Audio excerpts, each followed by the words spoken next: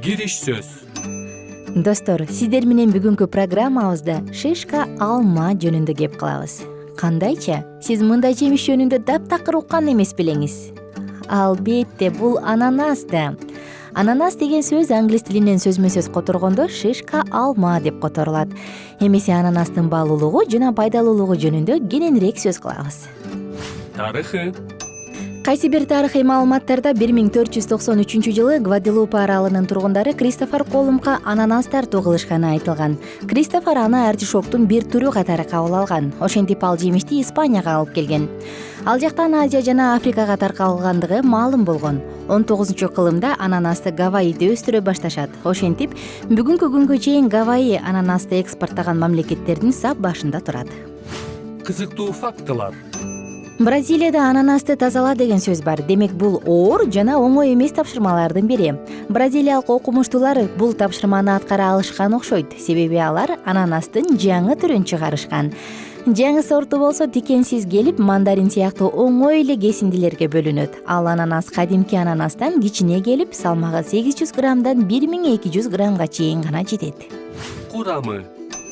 Жаңы бышкан ананастын курамында 11%га чейин углевод кездешет. Май жана белок аз гана өлчөмдө. Курамынын басымдуу бөлүгүн С, В1, В6 витаминдери түзөт. Ананас фолий кислотасынын булагы болуп саналат. Минералдык заттардан марганец, жез, калий, магний жана темир бар. Жемиштин курамында цитрус жана алма кислотасы бар болгондуктан ананас бир аз кычкылыраак келет. Ал эми бромелин заты тамак сиңирүүдө чоң роль ойнойт. Ананас витаминдерге жана минералдарга бай келген ширелүү, өтө сонун жемиш. Көпчүлүк аны тамакты жакшы сиңирүүчү десерт катары санап жеп келишет. Табитти ачуу үчүн тамак алдында жегендер да жок эмес. Пайдалуу жактары. Ананас тамак сиңирүүдө мыкты жардамчы. Ашказан көйгөйүндө аны жаңы бышкан кезинде тамакка чейин же кийин жесе жакшы.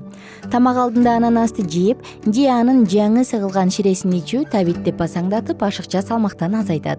Ошондой эле зара кубалоочу касиетке ээ. Ананастын курамындагы марганец аялдардын да, эркектердин да организминде репродуктивдүү клеткалардын пайда болушун шарттайт. Ошондуктан ананас тукумсуздуктан жабыркагандар үчүн көп сунушту алып келет. Колдонуу. Ананас кадимки кезинде сонун десерт. Ал ашказанды тамак ашты кабыл алууга даярдап, тамак сиңирүүнү күчөтөт. Ал эми ананастын ширесинин кычкылдыгы жогору болгондуктан шашпай ичүү керек. Ананастын консерваланган түрүн дагы жейсе жакшы.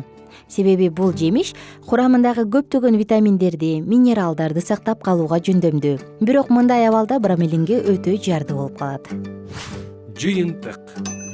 Сиз ананасты кайсы учурда сатып аласыз? Чоң майрамдарда үстөлдүн үстүн кооздогондо ганабы? Бул программаны уккандан кийин ага карата мамилеңиз өзгөрөт деп ишенебиз. Ананас майрамдарга гана дасторконуңузду кооздобостон, ден соолугуңузду чыңдап, күнүмдүк жашооңузду да кооздоп турсун. Кененирээк маалыматтар үчүн биздин Facebook, Instagram жана Twitter соц барактарыбызга жазылыңыздар жана salamat.club клубуна кириңиздер.